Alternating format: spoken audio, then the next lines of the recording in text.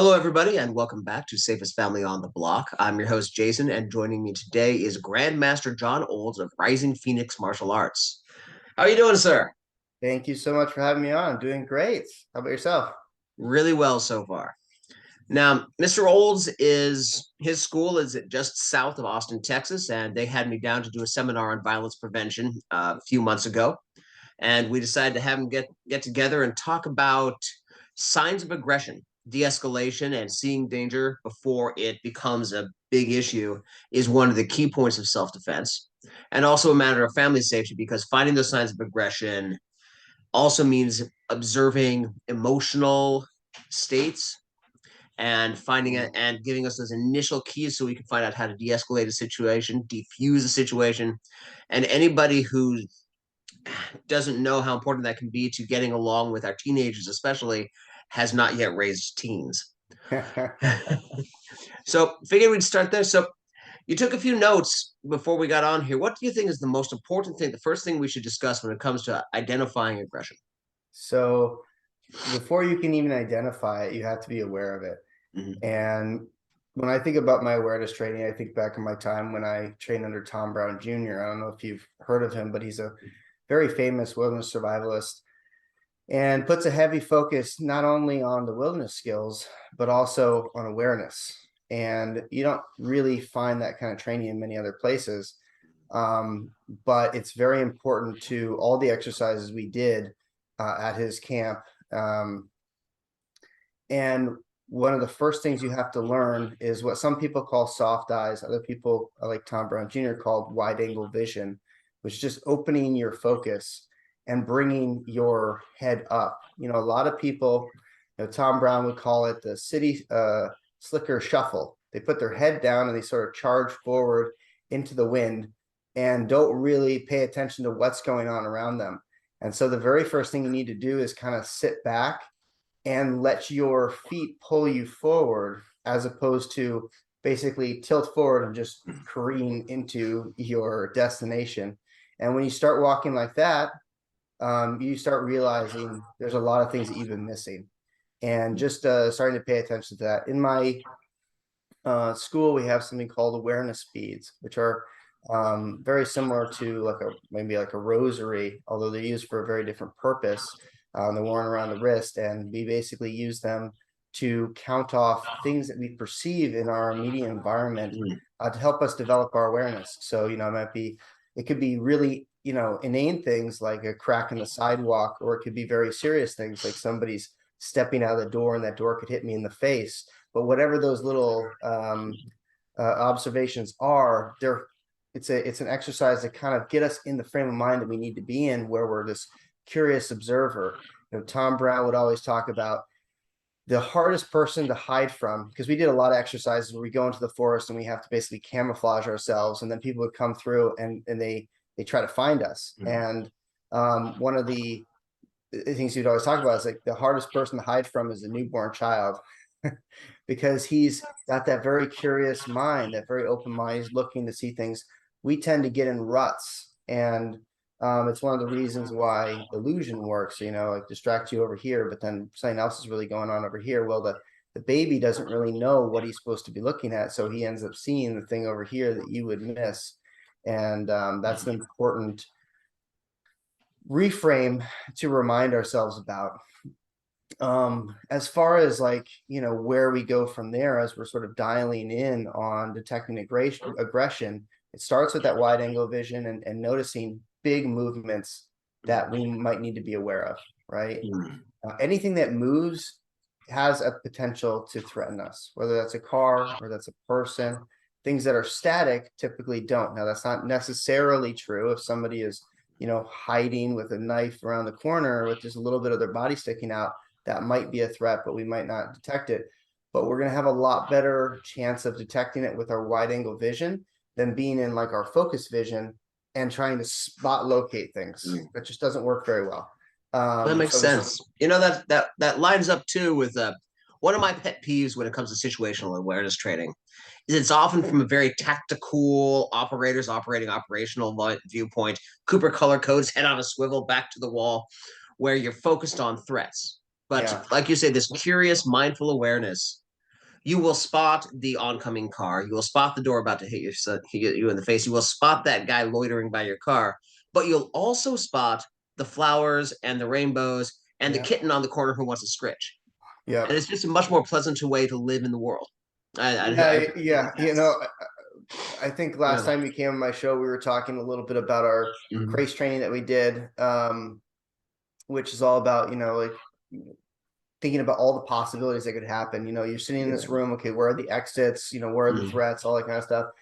And when you get done with that training, you become sort of a paranoid schizophrenic because you're like worried about like everything. You're Mhm. trying to keep it all in your head. And yeah, that's one way to stay aware. And you need a little bit of that. But I think the better way is just like, just be curious. Like Yeah. imagine when you go out on a walk with your nephew who plays way too many video games and he's sitting there like, either like maybe he's working on his phone and you're like, hey, eyes up, just look at the scenery Yeah. around us. Just look at this beautiful landscape. That's Mhm. where we start. And from that can actually do a lot just right there. Yeah. Um, but from there, like kind of dialing in, Tom Brown Jr. talks a little bit about different modes of movement. So different animals move differently, some bound, some hop, some diagonal walk. And that's actually the kind of walker that we are. We don't realize it because we stand upright. Diagonal walker basically will step up with their back leg and their crossed hand at the same time. Mhm. Okay, so they'll walk like this, 1, 2, 3, like that. And that's why we swing our arms. We swing our arms because we're standing upright, but we're diagonally walking. And one of the things that he noticed, and this was taught to him by grandfather, the Native American Apache Shadow Scout, who taught him most of his skills, is that all diagonal walkers, when they're frustrated, bored, or angry, pace. And pacing is another kind of motion that some animals do, but they typically do it in this situation. And what that means is that if somebody steps and their hand moves with their hip, that is a pace. That is Mhm. a bipedal pace. And if you see that kind of motion, you can determine maybe he's frustrated, maybe he's bored, maybe he's angry.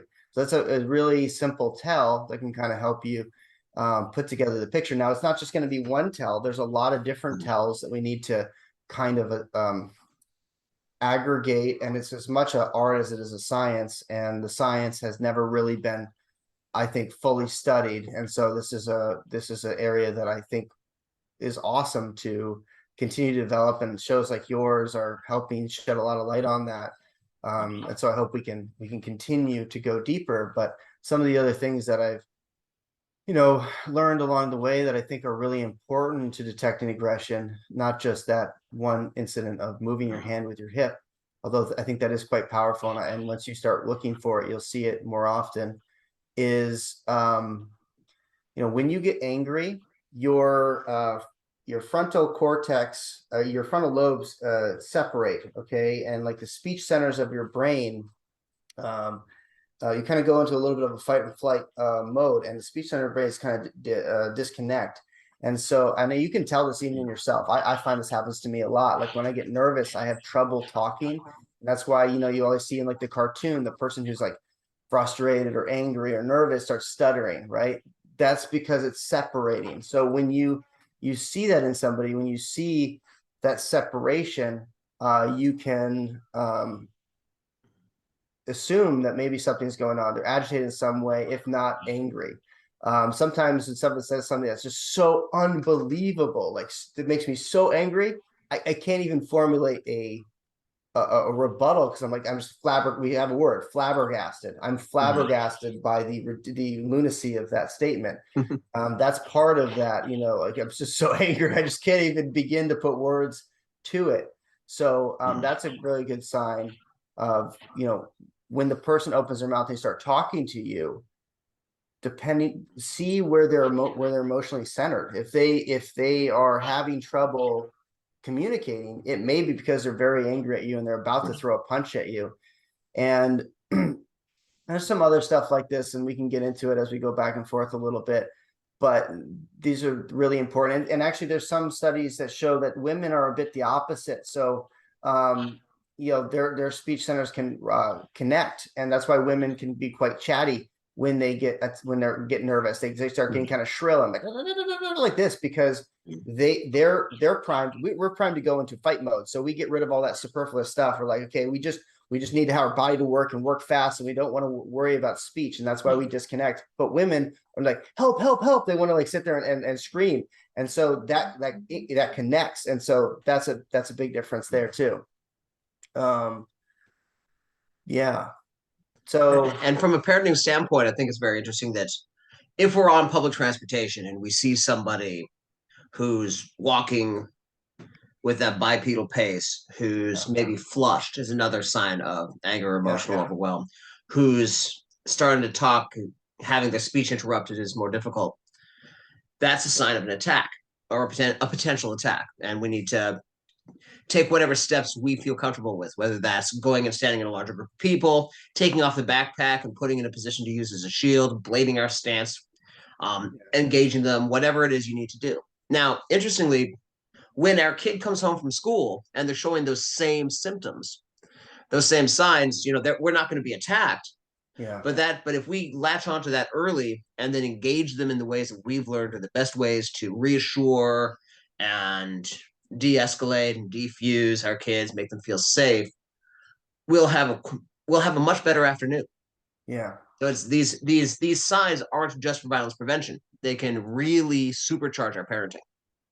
Oh yeah. I mean, one of the things I tell all my students is to fight is like basically a primal desire, learning how to defend yourself, learning how to fight. And um but it goes so much beyond that. And when you can develop your ability to defend yourself, your situational awareness, it will build your confidence, and that confidence will radiate outwards into the rest of your life. So, some of you guys might be sitting at home and be like, I don't really want to do martial arts. That's okay.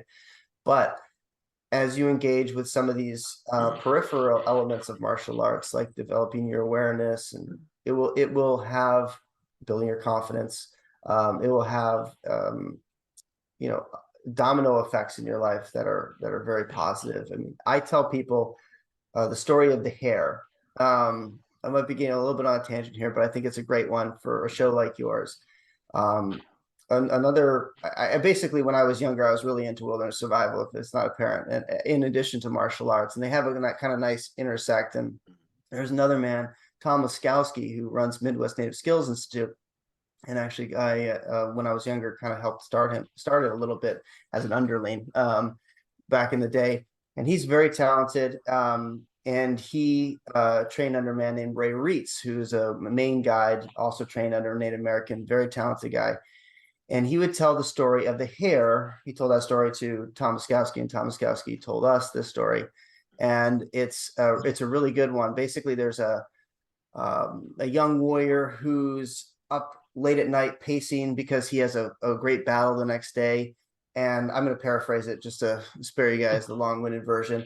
But he's very nervous. And he's like, if I don't get to sleep, I'm definitely going to die tomorrow because I need that energy to perform well. And so he's up tossing and turning, and he decides, I'm going to go see the elder at the top of the mountain and get his advice on what I should do. And so he goes up there and he tells the elder, I'm just really nervous about the battle tomorrow. I don't know what to do. How do I calm my mind? And the elder kind of looks at him for a moment and then pulls out one of his curly hairs and hands it to him. And the young warrior looks at it for a second, and the elder says, now straighten the hair. And the young warrior goes, okay. And he like takes his finger and tries to press it together and straighten it out. And of course it doesn't straighten, it curls back over. And he kind of looks back at the elder and says, like, what should I do? And he's like, just straighten the hair. And so he proceeds to continue to do this a bunch of times until he gets really frustrated. He throws the hair down and he says, like, this is impossible. How am I supposed to straighten this hair? And the elder says, yes, but for a moment where you're not thinking about the coming battle. Mm-hmm. And that's what martial arts is. Martial arts is a hair. And I use this term to describe anything that we do in our life that's really not about the activity. It's about everything that surrounds the activity. So yeah, when I was young, I got into martial arts because I wanted to learn to defend myself, and these sort of things. But it's all the other things that I learned that are real takeaway from the martial arts. And those are the things that are discussed in a show like this that are really important. I think one of the underlying benefits you talked earlier about how as we're under stress, as we're afraid, angry, upset, anxious, aggressive, the frontal lobe, the higher order thinking skills start to shut down. And I think all of us have been there where we're in this raging fight with our significant other, and we realize, how did we get here? Why am I saying these things? Why are we arguing about this? What the hell? Yeah, And that's because we got angry, we got spun up, and our lower, higher order thinking skills shut down.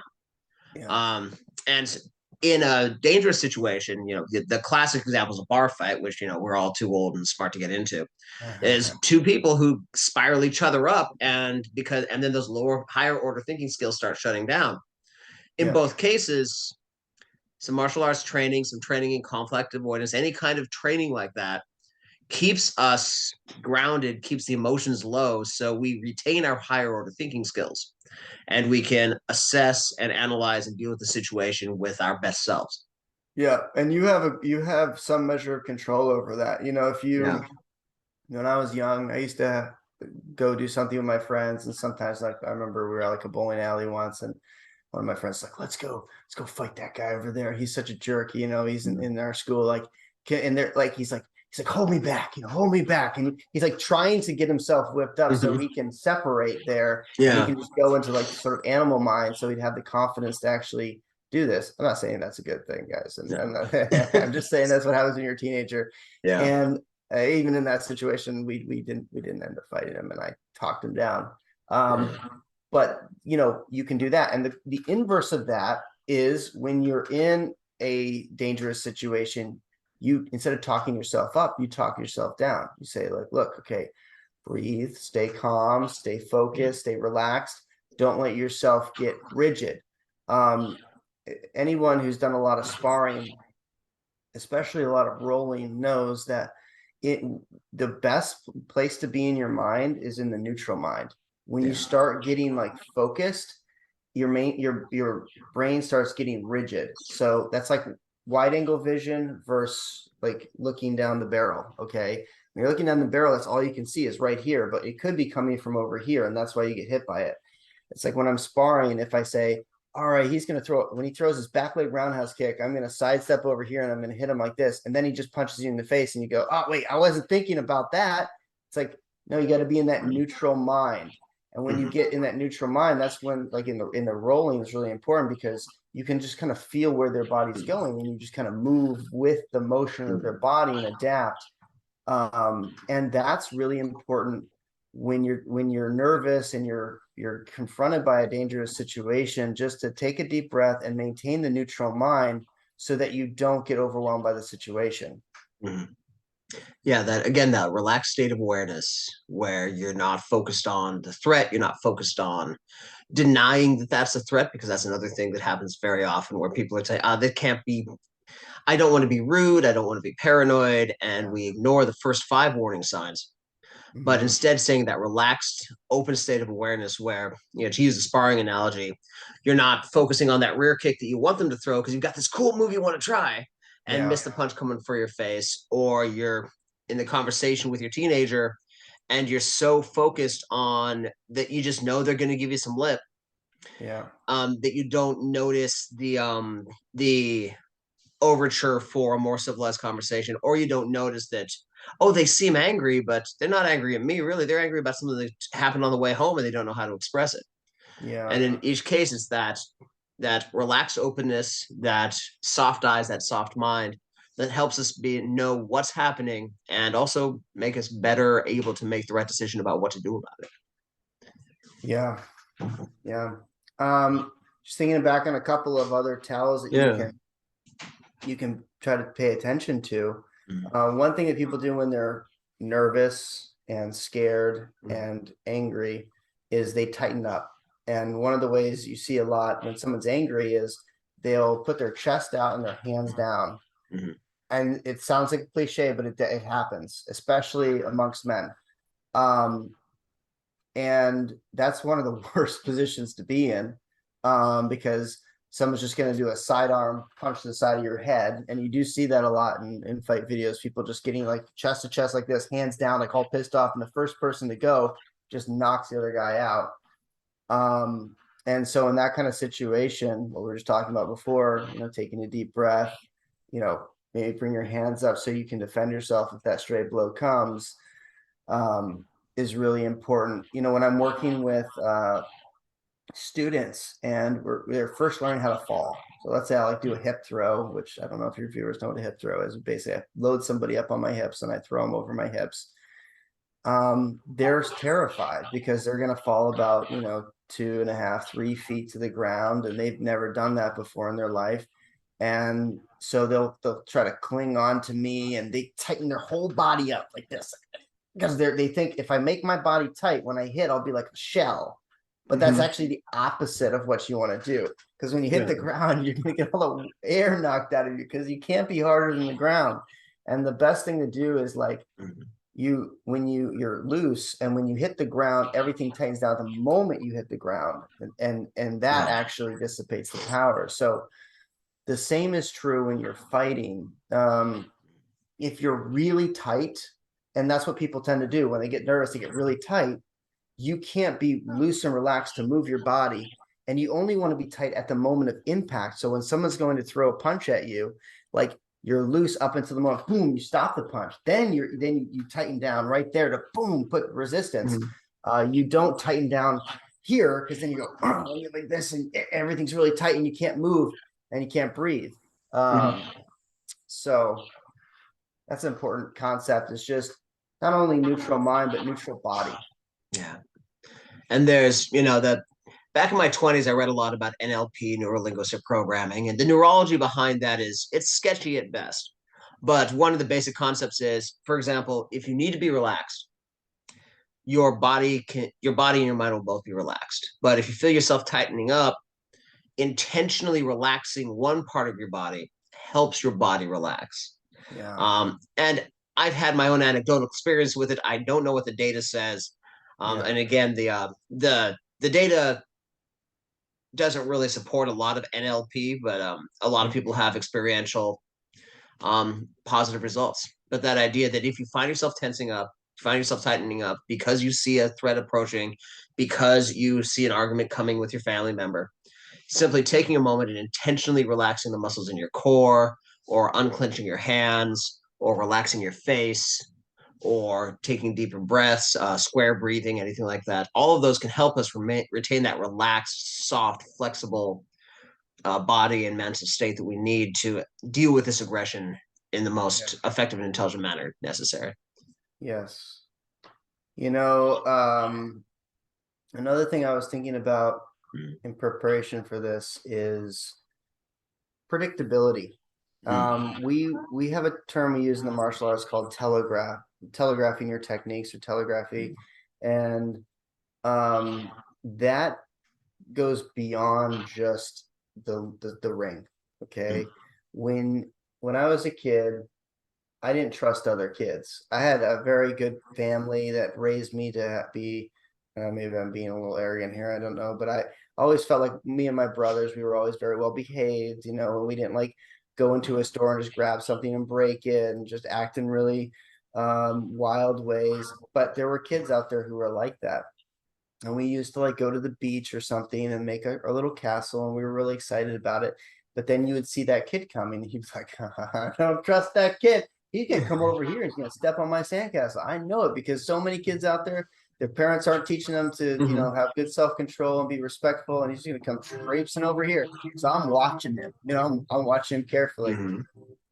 Yeah. No, Might be one of those ties we gotta cut out because of the train. I apologize. We were just joking about that before we recorded. That if a train comes through and walks over your words, you're not. Yeah. But anyway, so when I was a kid and I was making my sandcastle, I'd look over and I would, see some kid approaching, and I'd be like, I don't know. Like, is this kid well behaved? Is he gonna come over and have good social skills and be like, hey guys, where are you working on? Could I, work on this with you?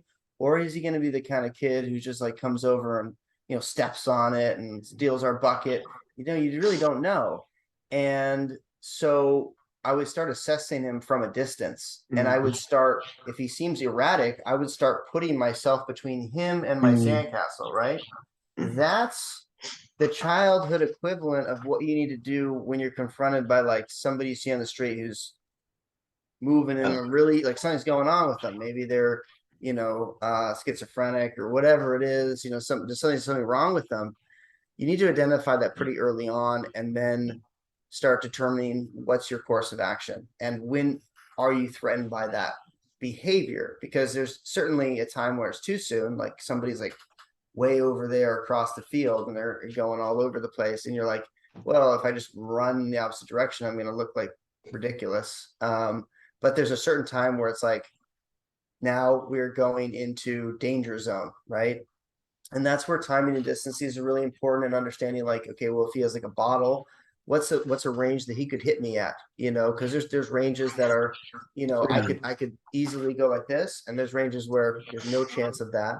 And then there's ranges where they start getting to where they could hit you very easily, kill Yeah. zones and stuff like that. That's probably a topic for another day. But that's going to Yeah. be really important to assessing the situation and then being able to respond to it. Absolutely. And that concept of predictability Yeah. is really important. And it shows up in a lot of places where you see behavior A, and then you can predict a line of behavior and take steps to not be there or to counter them. And it also works within ourselves, knowing our own triggers. What is going to make us angry? What's going to make us aggressive? One thing that happened, I'm telling kind of personal story, but with my wife and I in early stages of our marriage, I'm from a Northern European family and then got into martial arts. We're all about having the very stoic, very you take your emotions, you cram them down as hard as you can, right? You have emotions twice a year. My wife is from an East Coast Mediterranean family. They're very expressive, very expansive. Yeah.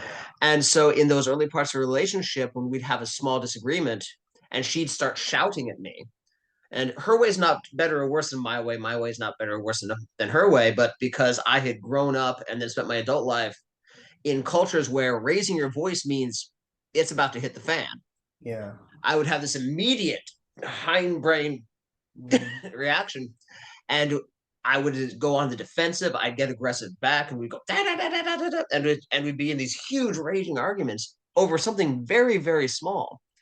But as soon as I kind of sat with and identified, okay, here is a pattern. Here's my part of that pattern. This part Yeah. of the pattern is my responsibility. Yeah. And that's that particular argument. We still have arguments because we're married and married people have arguments, but that particular kind of argument is no longer part of our dynamic because I was Yeah. able to identify the signs of aggression, the signs of stress in myself, and that pattern, that predictability. And then, to use your metaphor from earlier, go stand between that and my sandcastle. Yeah. Well, one of the things I really like about you, and you've talked about this a lot, both in time coming out here and the times we had you on the podcast, is, personal responsibility in your behavior. And I think a lot of people, especially these days, are, shirking that responsibility, that personal responsibility. And I think that's where you need to start. You need to put yourself in order before you can start critiquing others. And a lot of the violence that you see out there really comes first from a lack of personal self-control. I have been doing martial arts for 32 years, almost 33 now, and I've only gotten into a few altercations, because most were very avoidable. And going back to that time with my buddy when we were at the bowling alley, my buddy wanted to get into an altercation and I talked him down. And if you talk yourself down, you could realize that there's a lot of situations that you really don't need to let yourself get all whipped up about. It's harder, it's easier said than done, Yeah. but And I think yeah, that idea of that person taking responsibility for your actions, for your situations, begins with having awareness. Like that situation I just talked about in my marriage, I wasn't aware of the pattern until I sat and paid attention. When we're out in the world, we might not be aware of our emotional states, conversation with our kids. We might be more aware of the stress or the argument, or that we spent the last 2 hours terrified because they were out after curfew. Yeah. Right. And of course, anger is just fear dressed up for Halloween, right? Yeah. Um, but being aware of all those things, we can't stop a mugging if we're not aware of the guy coming up on us. We can't stop that argument with our kids if we're not aware of the emotional context in us and our children. So we can't take that responsibility, and with that responsibility, of course, comes agency and power. Yeah. The ability to fix the problem. Yeah. I really like what you just said there. Anger is fear dressed up for Halloween. I never heard anyone say that before, but that's really clever. Well, thanks. I've been Um, working on that. I've been workshopping that for a few years, but it's not 100% true, but it's a really good way of kind of diffusing that well, macho viewpoint where anger is the only emotion we're allowed to express and we're never allowed to be afraid. yeah, And yeah. so you just put that face on it, and it makes it a lot easier to overcome that programming we've had for most of our lives that real men get angry. So no. Well, it's actually when you're angry, you can't really be afraid. So what you do Yeah. is you get afraid and then you say, I don't want to be afraid, so I'm going to be angry. And it's exactly what you just said. Yeah. It's fear dressed up with anger, basically. Yeah. Uh, that's great. That's great. Well, thanks. So, John, I know you got a lot going on. I want to really thank you for coming on the show today. Pleasure. Rising Phoenix Martial Arts is just south of Austin, but you've got some things that you're doing nationwide. Can you tell folks where to find you and interact Yes, with all the great sir. things you're doing?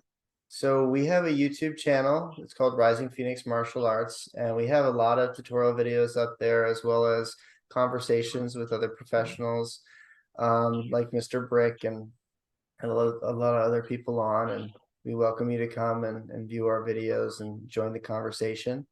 We also, I'm the head of a martial art called One Way, and we have something called our One Way Retreat, which is a week-long hermitage in the wilderness where we get together and we really study the martial arts in depth. We learn all sorts of kicking, punching, sweeps, throws, submissions, weapons, everything the martial arts has to offer is a interest to me and of interest to us as one-way practitioners.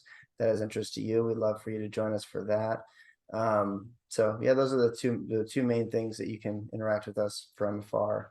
And of course, if you're in the local area, we'd love for you to stop by and just jump in on a free class. And But folks, thank you I've so much for having us, sir.